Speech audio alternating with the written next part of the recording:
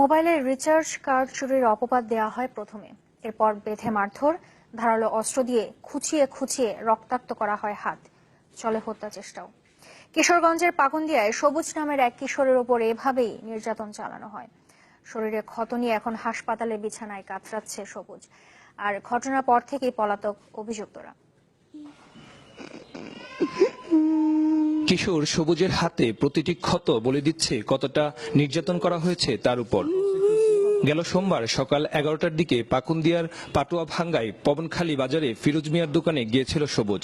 এ সময় দোকানের একটি মোবাইল রিচার্জ কার্ড চুরির অপবাদে তার উপর অকথ্য নির্যাতন চালায় ফিরোজ মিয়া। আমি কালকে আমি অন্য জায়গায় গেছি তাও বিশ্বাস করতে না, তাও কইতেছে আমি নিছি পরে আমার একটা চাকু দিয়ে এই চাকু দিয়ে ওর হাতে চাকুটা দিয়ে আমার হাতের মধ্যে আমার কি করছে এই যে কচু গাছের ভিতরে ফেলে, আবার পেটের মধ্যে আবার ছুরি দিচ্ছে আবার আমার পেটের মধ্যে ছুরিতে ফাঁদ দিতে লেছে আবার পেটের মধ্যে আমার। এই ঘটনায় 3 দিন ধরে হাসপাতালে শয্যাশায়ী সবুজ। হাতে যে আঘাত বা ওন্ডগুলো আছে এটা আমাদের ধারণা ধারালো অস্ত্র দিয়ে করা, আর এখন বর্তমানে আমাদের আন্ডারে চিকিৎসাধীন আছে, এখন ওন্ডগুলোর কন্ডিশন ভালো।